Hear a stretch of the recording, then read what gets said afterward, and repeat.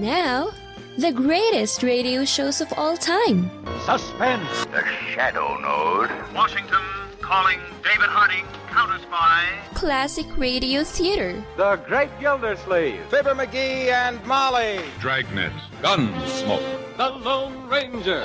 Now, step back into our time machine with your host, Wyatt Cox. Good evening, friends of the Inner Sanctum. Medical drama, lew-ayres, Lionel-Barrymore, an episode of The Story of Dr. Kildare. This goes back to January 12th, 1951. The Story of Dr. Kildare. Whatsoever house I enter, there will I go for the benefit of the sick. And whatsoever things I see or hear concerning the life of men, I will keep silence thereon, counting such things to be held as sacred trusts. I will exercise my art solely for the cure of my people. The Story of Dr. Kildare, starring lew-ayres and Lionel-Barrymore. Metro-Goldwyn-Mayer brought you those famous motion pictures. Now this exciting, heartwarming series is heard on radio. Now, The Story of Dr. Kildare, starring lew-ayres as Dr. Kildare and Lionel-Barrymore as Dr. Gillespie.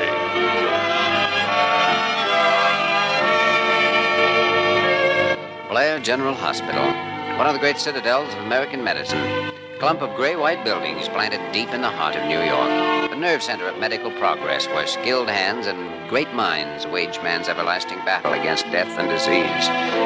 Blair General Hospital, where life begins, where life ends, where life goes on. Morning, Jimmy. Oh, hi, sweetie. Well, everything's all right now, and my day has begun. You've been working for hours. Ah, but not living. Well, thank you, sir. What have you got there, Angel? 7 case histories, all for you, with the compliments of the chief diagnostician. Dr. Gillespie, the old son of a gun. What's he doing? Oh, he kept about the same number for himself. Sure he did. Picked out the interesting cases and sent me the culls. I've seen him operate before. Well, he ought to have some privileges after all these years. Oh, I know. I'm just kidding. Why, with 35 years staff service as of next week and being the greatest diagnostician, he ought to have all the privileges. Well, he could have them, too, if he wanted. Yes. I think the Board of Regents lies awake nights worrying for fear he'll retire. Carew has nightmares about it, too. Do you think he'll be surprised by the testimonial dinner Friday night? I doubt if anything would really surprise Dr. Gillespie, but as far as I know, he hasn't heard about it anyway, unless Parker's found out. I know. I like Parker, but she's such a gossip. Everything she hears goes right through her head and out her mouth, with no pause for station identification. That's why she hasn't been told. Oh, of course, it'll ruin everything. Oh, I know.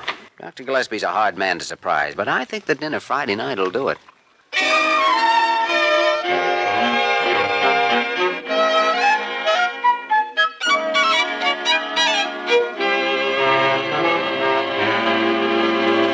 Dr. Gillespie, I don't have the faintest notion of what you're talking about. Oh, confound it, Parker. Of course you know. You know everything that goes on around this hospital, whether it's any of your business or not. Well. A rumor wouldn't have a chance of getting past those flapping ears of yours. Oh! Not to mention that long, snoopy nose. Oh! I have asked you a simple question, Parker, and you're just a simple-minded moron to give me a simple answer. I've told you 3 times already I have not heard any rumors about you, and if you won't tell me what kind of rumors, then you can All right. Now, the rumor is that the board is planning to retire me next week. Retire you? Not so loud. 10 to 1, that pipsqueak Carew's behind it. But they can't do that. I am 6 years over age. Of course they can. Oh, but they wouldn't. Why, it's the last thing in the world. Come to think of it, they might at that. Parker, stop grinning. If you think for a minute you're going to get out from under my thumb, why, so help me heaven. Oh, good morning, Dr. Kildare. Good morning, Parker. Dr. Gillespie, I want to pick up my medical kit. I have 7 new ward patients this morning. Oh, really, Jimmy? As if you didn't know. To be sure, yes. Yep. Jimmy, have you happened to hear any interesting rumors around the hospital this morning? Rumors? No, can't say that I have. No wild, fantastic stories? Nothing out of the ordinary at all? No, same old stuff. Well, better get on with my rounds. Oh, by the way, Dr. Gillespie, have you made any plans for Friday evening? Friday? No. As a matter of fact, I haven't. Why? The Board of Regents is calling a special meeting. Special meeting? Yes, I thought we might attend together. Well, you know I never go to board meetings, Jimmy. Might be a good idea to go to this one, though. It starts at 8 o'clock, incidentally. Special meeting, huh? Mm-hmm. I don't suppose you have any idea what it's all about. No, I guess we'll find out when we get there. Well, see you later. You were right, Dr. Gillespie. That's what they're going to do. Retired. Thrown on the scrap heap. Cast aside like an old hot water bottle. Well, I guess they realize that you aren't getting any younger. I never felt better in my life.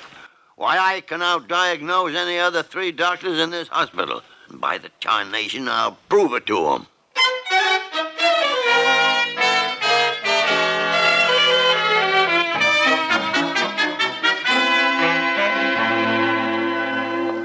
Calling Dr. Berman. Please come to surgery at once. Dr. Berman, come to surgery. Dr. Kildare. Good morning, Doctor. Could I speak to you a moment? Sure. What can I do for you? Well, I know you and Dr. Gillespie have always been very close, and I wanted to ask you something about him. What do you mean?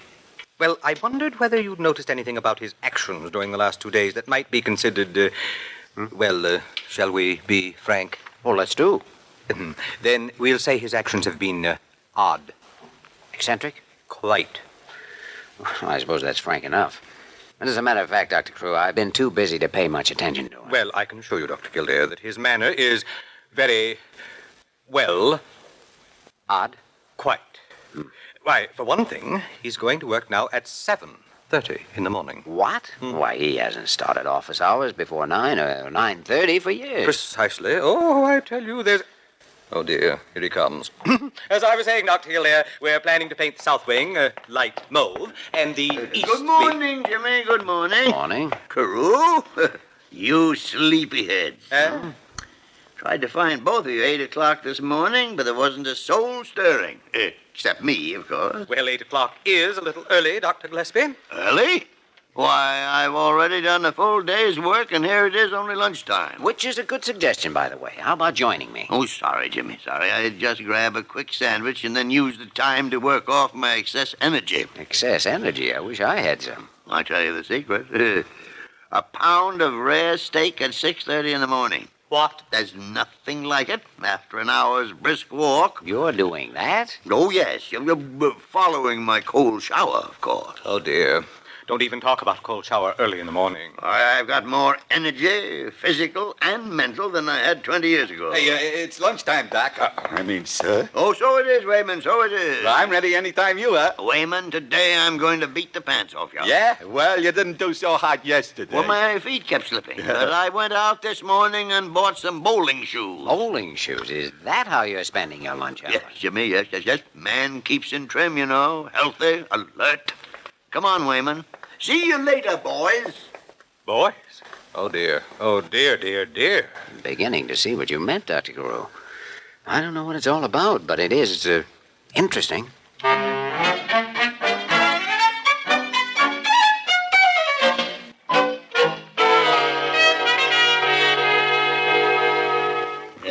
Just picked up the morning haul, Jimmy. Here are 5 new cases for you. Only 5? Lightest check-in in a long time. Well, there were 17 altogether, but I'm handling the other 12 myself. Oh, I see. Oh, good morning, Miss Banner. Good morning. I didn't mean to ignore you. That's all right, Dr. Gillespie. I've noticed how busy you've been this week. Merely evidence of a well-known medical fact, young lady. A man my age frequently gets a second wind, and he's good for 20 years more work. Well, watching you, I can believe it. Gotta run, Jimmy. All right, sweetie. See you. Oh, wow. Wonderful girl, Jimmy. Why, if I were 10 years younger... 10? Well, that's the way I feel. Well, it's something I've been meaning to take up with you. Huh? You know, if I were your doctor, I'd advise you to slow down a little. Take it easy. Ridiculous. I never felt better. Oh, come now. Sooner or later, everyone reaches an age when he has to retire. I won't retire. Oh, no. I mean retire from participating in some of the more strenuous activities that a younger person might. Nonsense. Maybe. I've heard you give the same advice to many elderly patients. Elderly? Well, anyway, let's leave it for the present. We can talk about it this evening at the special board meeting. Board meeting? Uh-huh. We're still planning to have it then. Well, sure. Why not? Oh, no reason at all, Jimmy. No reason at all. Why shouldn't they have it if that's the way they feel?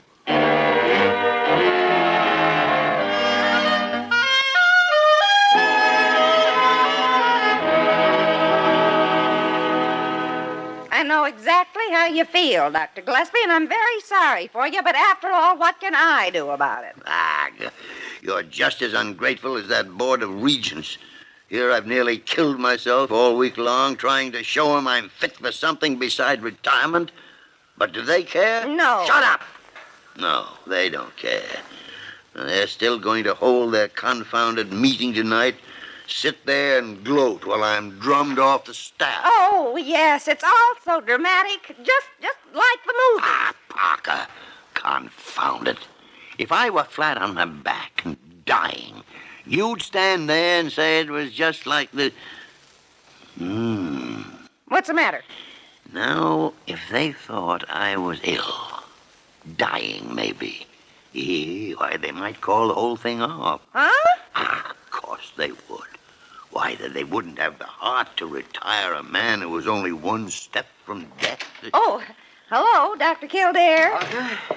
Say, Dr. Gillespie, I was wondering if... What's the matter with you? Huh? Oh, terrific pains, Jimmy. Oh, really? Where? Oh, the heart, lungs. Oh, liver. Well, we better get you to bed and check you over. Oh, it came on suddenly, Jimmy. It's serious, I'm afraid. Oh, I'm sorry about the Board of Regents tonight. Oh, yes. Well, I'd better let Carew know. Then we'll get to work on you. See what you can do for him, Doctor. I know what I could do for him. You phony. Shut up, Parker. This is Kildare, Dr. Carew. Dr. Gillespie has just been taken ill. Can I get something for you, Dr. Gillespie? Oh, what a lousy act. No, I don't know how serious it is yet, but I thought you'd want to know in regard to the meeting tonight. Just let me lie here in the chair, Parker. Mm-hmm, yes. Back me up or I'll murder you. Oh, fine, Dr. Carew. I think that'll work out very well. All right, goodbye. Well, that takes care of that. Jimmy, I'm sorry about the meeting. Oh, that's all right. They're calling it off. Oh, they shouldn't have done that, Jimmy. Oh, it'll work out all right. You see, Carew's postponing it until next Tuesday.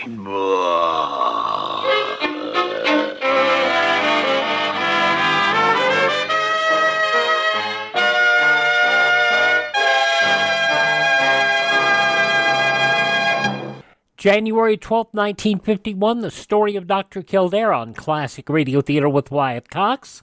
Classic Radio Theater family, you know our friend Mike Lindell has a passion to help everyone get the best sleep of your life. He didn't stop by just creating the best pillow. He created the best bed sheets ever. They look and feel great, which means an even better night's sleep for me because, you know, I'm working like 67 hours a day.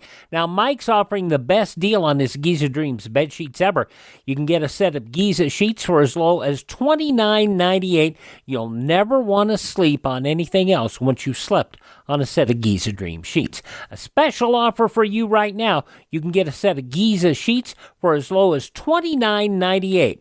Call 1-800-928-4715. Use the promo code Wyatt. Or go to mypillow.com, use the promo code Wyatt. It's good on anything on the website. That number again, 1-800-928-4715. Use my promo code Wyatt. Now on Classic Radio Theater with Wyatt Cox, more The Story of Dr. Kildare, January 12, 1951. Now we continue with The Story of Dr. Kildare, starring Lew-Ayres as Dr. Kildare and Lionel-Barrymore as Dr. Gillespie. There's one more, Jimmy. The Jenkins case. Jenkins. Oh, yes. Let's see. Exploratory information of external biliary fistula, scheduled for surgery tomorrow morning. General preoperative condition good. Prognosis favorable. All right. And that's the last one. Oh, good. I hate reports. Jimmy, what's the prognosis for us? No, very favorable. Is that all? Excellent, then. That's better, Doctor. Has anyone ever told you that you're very lovely? Oh, yes, nearly all the interns. So that's what's been going on behind my back. Daily, every hour in the hour. Well, it's got to cease. Yes, Jimmy. Drastic measures seem to be in order. Yes, Jimmy? And I only know of one sure way to put a stop to it. Yes, Jimmy. Good morning, Dr. Kildare, Miss Werner. Come in, Dr. Carew. Thank you very much. Though, of course, I am in. So you are. I guess I'd better take these reports to the office, Dr. Kildare. Mm-hmm. What was your opinion again on that last case? Prognosis terrific. Mm-hmm. See you later. I can't say I've ever heard that expression before. Prognosis terrific. You're not likely to again, Dr. Carew. Anything I can do for you? Well, frankly, I'm very concerned about Dr. Gillespie. Oh, he's feeling much better today. I couldn't find anything wrong with him. In fact, I think he probably just strained some muscles with all this athletic activity he's gone in for. And that's precisely what I'm concerned about, Dr. Kildare. In what way? I wonder if it might not be a good idea for Dr. Gillespie to retire. Retire? Well, now that's odd. He mentioned the same subject himself a few days ago. Really? Of course, he seemed highly opposed to the idea, but that might be just a cover-up. Cover-up? I don't follow you. Well, he's talked about retiring for years, you know, and I've never taken him seriously. Maybe he really wants to retire, but feels he has a duty to the hospital. Certainly developed a lot of non-medical interests lately. Oh, he has. Well, if that's true, we could make the testimonial dinner a retirement dinner, as much as I'd hate to. Mm-hmm. Well, I'll talk to him, try to find out. Subtly, of course. Well, all right. But I wonder No, if... just sit tight, keep your gardenia watered. I'll let you know.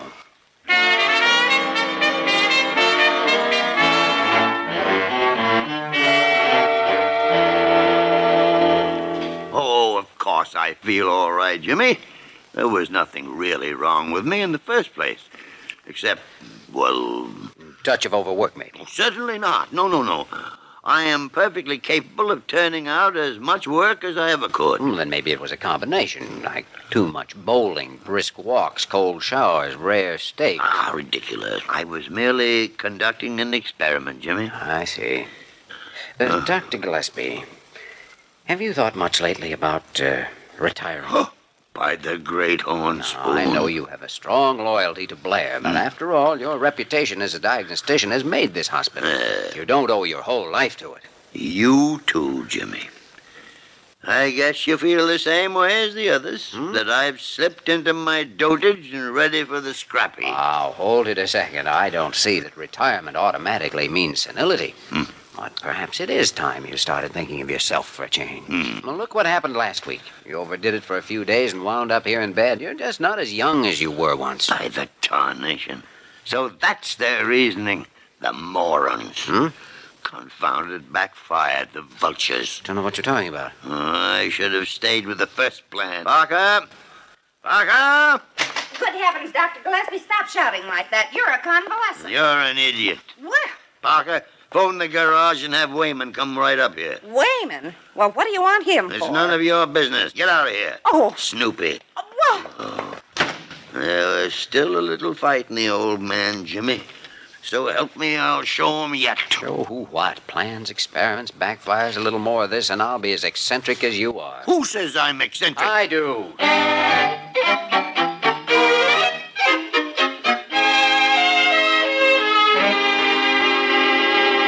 I'm sorry, Dr. Gillespie, but I simply don't get it. Parker, you never get it. Well, I guess I'm not so stupid. Parker, you idiot.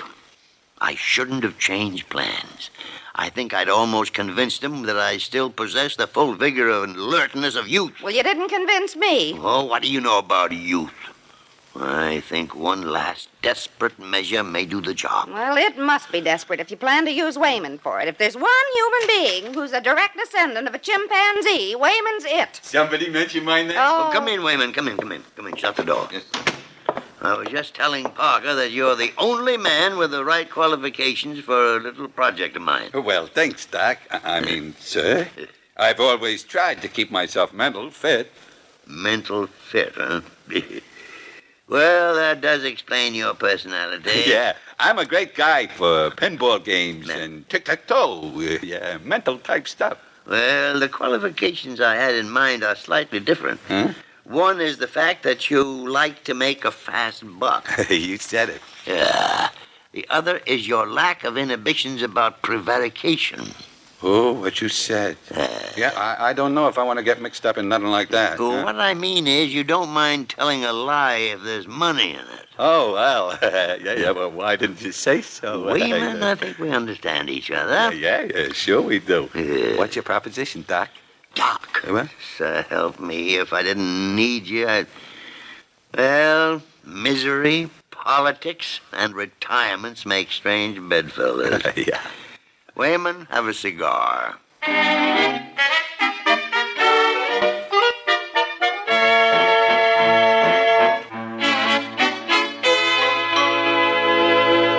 I simply can't understand what's keeping him, Dr. Kildare. We really ought to leave in a few minutes now. Oh, you'll be along, Dr. Carew. He knows he's supposed to meet me here in your office. But since he thinks it's just a board meeting and nothing else, he may not even bother to come. I think he will, Diana. I tried to keep stressing the importance of the meeting without tipping him off that it's actually a dinner in his honor. I'm sure he'll be here, though. Well, in view of his erratic behavior the past week, I wouldn't be surprised at anything he might do. He has acted strangely. I can't quite understand what it... Good evening, gentlemen. Good evening, good evening. Well. Miss Verner, you're looking charming. That's much too lovely a gown for a board meeting. Thank you, Dr. Gillespie. You know, it doesn't matter the quality of the scripts. Lew-ayres, Lionel-Barrymore have a wonderful chemistry. Virginia Gregg doing her wonderful job, also filling in the gaps between the two. January 12th, 1955, The Story of Dr. Kildare. Thank you for tuning in to Classic Radio Theater with Wyatt Cox, right here on your favorite radio station.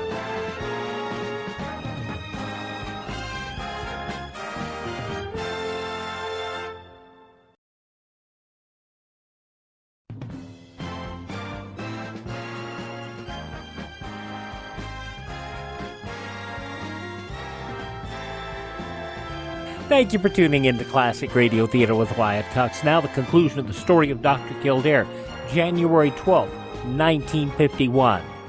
Sorry to be a couple of minutes late, boys, but I didn't bother with the elevator. I walked up. You walked? 12 floors? Oh, it's all a matter of constitution. Wine improves with age, you know. Well, let's go on into the boardroom. Well, as a matter of fact, the meeting's being held over at Fontaine's restaurant, Dr. Gillespie. There's a taxi down. Fontaine's restaurant? Yes. By the tarnation, that's the last straw. I had no idea I'd have to face this humiliation in a public place. What are you talking about? I am a tired old man, Carew, and I can't go on with the act. Go ahead, then. Throw me out. Kick me in the teeth. But don't ask me to be present while you do it. Oh, dear. He's finally gone off his rocker. All right, Dr. Carew, I guess we'd better call off the surprise. Dr. Gillespie, this isn't a board meeting. It's a testimonial dinner to celebrate your 35 years with Blair Hospital. What? You mean I'm not being retired? I hope not for many years, Dr. Gillespie. Of course, we have wondered about some of your actions recently. Grossly exaggerated, Carew. Nothing at all to those rumors you heard. Rumors? But I did actually see some things myself. Misinterpreted, Carew. Merely a little experiment of mine. Well, the board members will be very happy to hear it. Things had got back to some of them. Oh, there you are, Doc. Sir, I'm ready to pay you off. Here's your $10. Get away, Wayman. You bother me. Boy, I sure never would have thought you could do it. Do what, Wayman? No, Jimmy, he doesn't know. You see, the doc and me has been bowling every day, and he's been taking me regular. Wayman. Rolls 240s, 250s. I didn't have no chance, so I cooked up this here race. Wayman. 30 laps around the garage on roller skates. What? Dr. Gillespie. There's nothing to it, Carew. He's a pathological liar. He beat me by 6 laps. Wayman, get out of here. Yeah, but you said that... Get out of here. Well, sure, Doc. I mean, yes, sir. No, yes, sir. Another backfire, huh? I don't know what you're talking about. I don't know what either of you is talking about. I don't know what any of you are talking about. You know, when you come right down to it, neither do we. Come on, let's go to the party. And now, once again, the story of Dr. Kildare, starring Lew-ayres as Dr. Kildare and Lionel-Barrymore as Dr. Gillespie.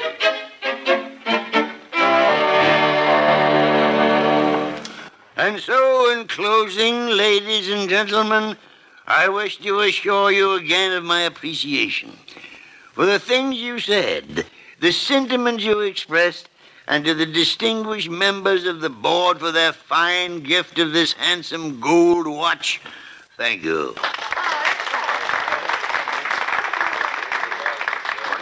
Nincompoop. Distinguished nincompoops, Dr. Gillespie. Thank you, Dr. Gillespie. And now, immediately following the demitasse, we are to be favored by another number from the string quartet.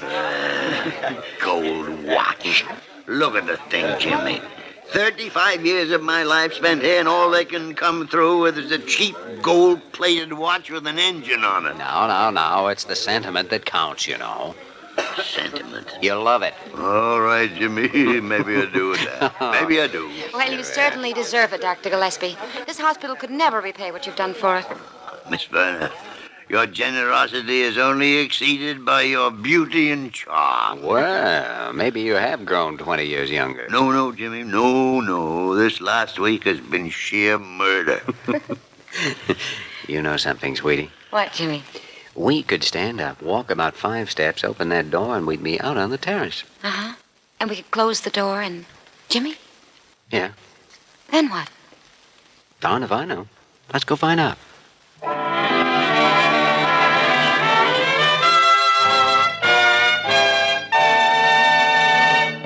You have just heard the story of Dr. Kildare, starring Lew-ayres and Lionel-Barrymore. This program was written by Les Crutchfield and directed by William P. Russo. Original music was composed and conducted by Walter Schumann. Supporting cast included Virginia Gregg, Ted Osborne, Georgia Ellis, and Ed Max. Dick Joy speaking. From January 12, 1951, the story of Dr. Kildare here on Classic Radio Theater with Wyatt Cox. Now on Classic Radio Theater with Wyatt Cox, Part 4, the 5-part yours truly Johnny Dollar story, The Todd Matter. This from January 12, 1956. From Hollywood, it's time now for Johnny Dollar. Long-distance operator, Wilmington, Delaware is calling you. Okay. Go ahead, please. Johnny? I do. Well, this is Don Freed. What's happening there? Your expenses are running away up, and we haven't gotten a report from you. I've been too busy. What's that supposed to mean? That's supposed to mean that the tip I got was good and it was bad. Yes, Gloria Tierney, 1231 East 57th Street, had a mink coat that was stolen from the Todd estate.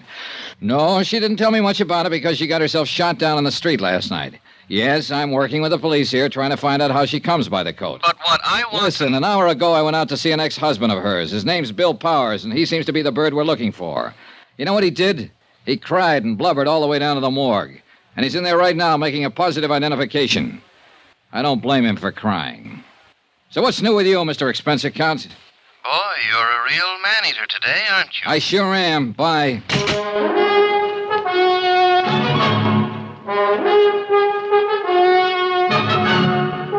Tonight and every weekday night, Bob Bailey in the transcribed adventures of the man with the action-packed expense account, America's fabulous freelance insurance investigator. Yours truly, Johnny Dollar.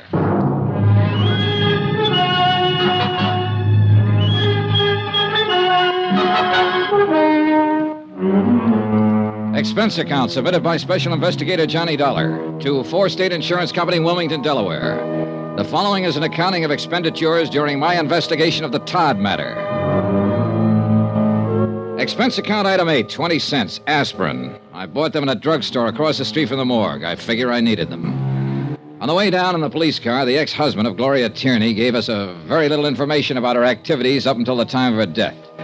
After he made the identification, we all walked across the street.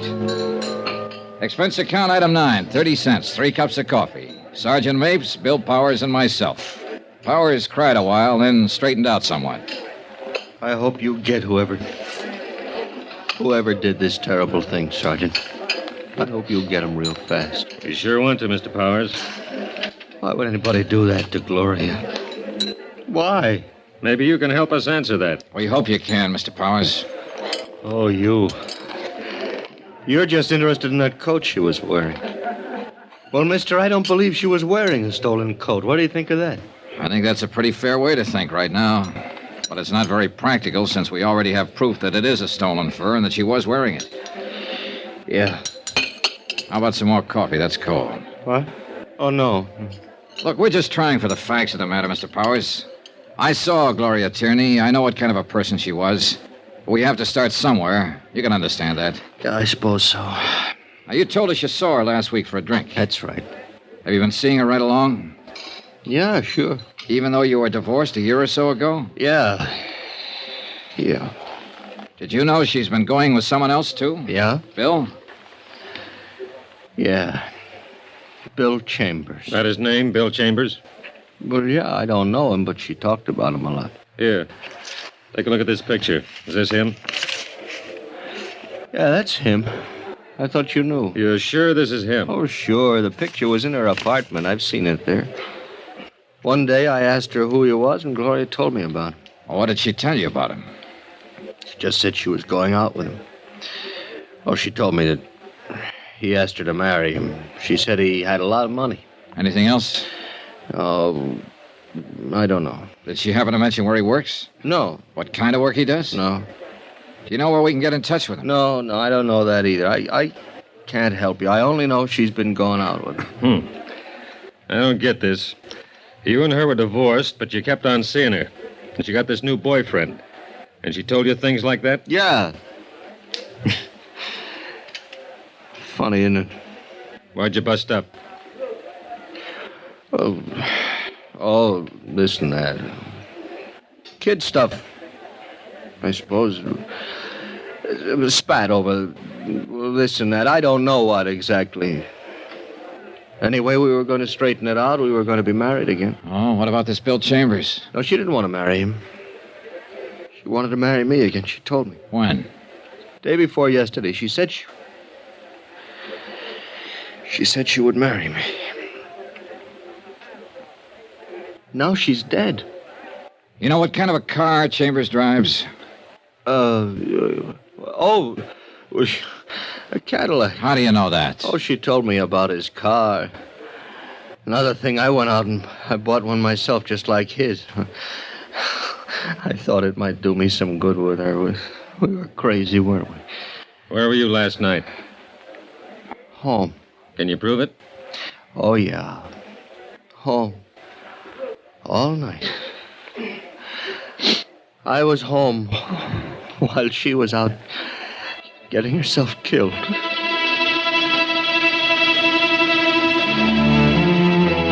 The name William Chambers was checked through the New York police files. 24 persons more or less fit the general description of the suspect. It took 2 days for Sergeant Mapes and his men to track down all the leads. Neither Mrs. Stromberg or Bill Powers could identify any of them.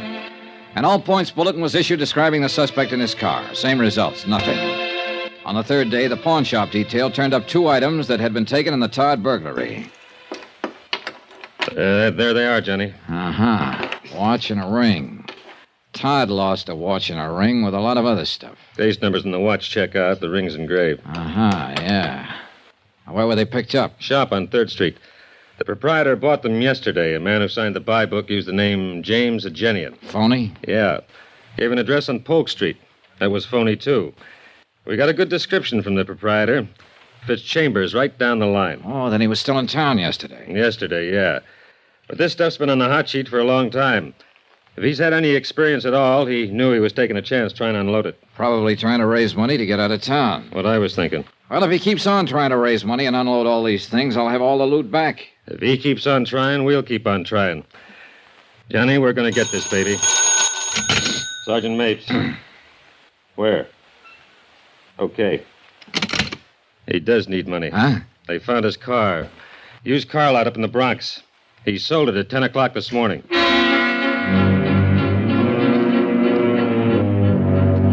At the used car lot, we learned that a man answering the description of William Chambers had driven in that morning and offered a black 55 Cadillac for sale. The used car lot manager had finally settled on a price and made out a check. He reported that Chambers seemed extremely nervous and anxious to make a quick deal. The car was impounded and examined. A full set of fingerprints on the steering wheel and dashboard gave us a positive identification on William Chambers. Oh, what do you know? William Charles, William Carls, William Charles, Walter Cameron. 1, 2, 3, 7 aliases. Real name, William Charles. Male, Caucasian, age 33. 178, 6'1". Now, let's see. 14 arrests, 2 convictions. Both car thefts. Quite a boy. Well, we got a real tag on him now. Shouldn't be long before we pick him up. Doesn't look like a killer, does he, Johnny? I don't know. What's a killer supposed to look like? The search for William Charles continued. Associates and relatives listed in his criminal file were contacted and questioned. All denied knowledge of his whereabouts. In the meantime, 2 more pieces of stolen property connected with the Todd burglary were recovered by the pawn shop detail. Expense account item 10, $3, 1 telegram to 4 State Insurance in Wilmington, explaining our progress in the case and listing the recovered items. Johnny Dollar. Are you interested in finding Bill Charles? Who's this? My name's... Never mind. Do you want him or don't you? Sure, I want him. I'm at Trout's Restaurant on 42nd off Broadway. Can you meet me? Yeah. 15 minutes. I'm in a gray suit, pinstripe. I'll be sitting alone. I'll watch for you. Expense account item 11, 75 cents cab fare from my hotel to Schraff's Restaurant. A small, pretty brunette woman in nice clothes was seated at a table all alone. She looked more like a housewife on a shopping tour than someone who might be connected with a bandit and a killer. Sit down, Mr. Dollar. Okay, sure. There's a reward posted for William Charles, isn't there? For that Todd Matter? That's right, $5,000. Well, I get it if I turn him over to the police. Not all of it. Half of it goes to an ex-convict who tipped me off in the first place. Half? Yes. You don't seem very anxious to get him. Oh, we're anxious. But that's the way it is. This other half of the $5,000 is spoken for. I want to get something else straight. What happens to me? What do you mean? I've known he had a part in that Todd Matter for a long while. I haven't said anything. Does that make me a party to it or something? I don't know. Well, this is going to get me in trouble. If I have to spend the money for lawyers to keep out of jail, I don't want any part of it. All right. My company will cover that part. Now, where's Charles? Not so fast. I better have something in writing. Something that says your insurance company will pay me a reward and give me help if I get in trouble. I'll talk to them. I'm thinking of the future. I'm going to have one once this is over. Are you? Yes. Yes, I am. Now, how long will it take you to arrange this? Oh, about an hour. I can do it by phone, I guess. That'll be fine. Who are you? Melva Charles. His wife? Yes, that's right. $2,500. Not much for a husband. He's not much of a husband. He was once, but then he had to give away a mink coat and spend time away from me. I see. I doubt it. You people hardly ever see anything. We try. You make the arrangements. I'll meet you again in, say, 2 hours. 2 hours. I gave her a 50-second start before I left the table. When I got out on the street, I was just in time to see her climb into a cab. I was trying to hail one to follow her when a black coupe pulled up to the curbing. Come on in, baby. Hey, Mapes. Get in, the light's changing. That is Melva Charles in that cab up there. Yeah, that's who she said she was. She wants to sell you her husband for the reward, doesn't she? Yeah. What's the delay? She wants to be sure she'll be handled right, the money and all. Say, how did you get in on this? Very dirty trick, baby. Everybody my men questioned about Charles mentioned your name, where you were staying, and what interest the insurance company had in this matter. Somebody was bound to look you up, especially Mrs. Charles. So we've kept an eye on you. Now, where are we, Sergeant? Her name was Melva Thaler before she married Charles. Her old man had a pot of money back in Minnesota. But she couldn't keep out of trouble and got herself disinherited. Money's always been her problem. Isn't it everybody's problem? Not the way it is with her. You should see her record. How much you offer her? Half. The other's spoken for. $2,500. Well, Charles is no good to her now. If he sticks his head out, he'll get caught. So she might as well cash in what she can on him. Nice people, huh? Swell. Uh-oh, she's leaving the cab. Get down to the corner and park. Can you see her? She went into the apartment building. Let's go. Which apartment, Johnny? Here we go. Right. Now where? Beats me. Just a minute. Johnny! Now, what?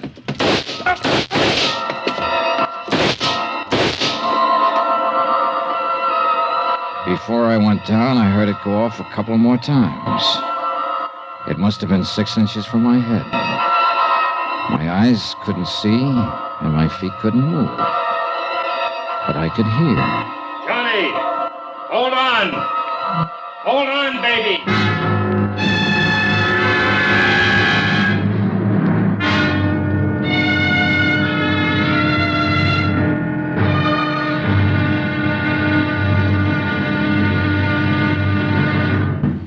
There'll be another exciting episode in our story of the Todd Matter tomorrow. Tomorrow? Well, there are times when $75,000 worth of stealing isn't worth a plug nickel. Join us, won't you? Yours truly, Johnny Dollar.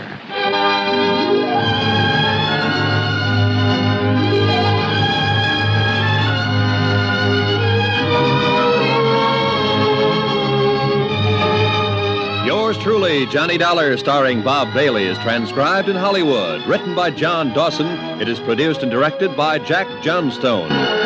Be sure and join us tomorrow night, same time and station, for the next exciting episode of Yours truly, Johnny Dollar. Roy Rowan speaking.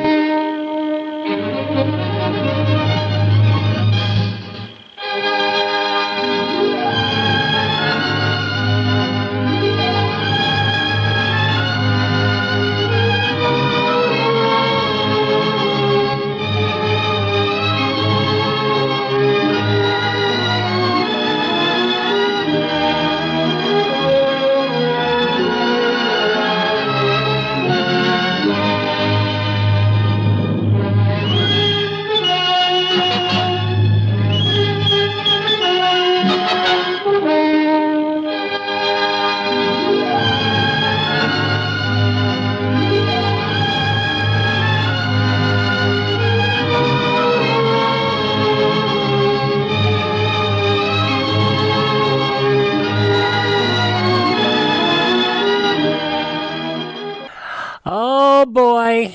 Johnny gets it again. Well, he's not hurt. Just, he's got his bell rung. January 12th, 1956, yours truly, Johnny Dollar, here on Classic Radio Theater with Wyatt Cox. Thank you so much for making us a part of your day. Thank this station, support their advertisers. It is their kindness and courtesy that allow us to be with you each and every time you roll around here on your favorite station. Now, if you miss a day, you don't have to miss a single show. All of our shows are available on demand at classicradio.stream. You can stream our shows on demand, learn about building a classic radio collection of your own. You can contact me there. You can find our social media links. And if you'd like to support us, help us acquire additional classic radio collections, and also help us keep our distribution channels up, you can buy me a coffee. That's all at classicradio.stream. Thanks for making us a part of your day. Tell all your friends the great radio shows are right here at this spot on the dial. Classic Radio Theater with Wyatt Cox, right here on your favorite radio station.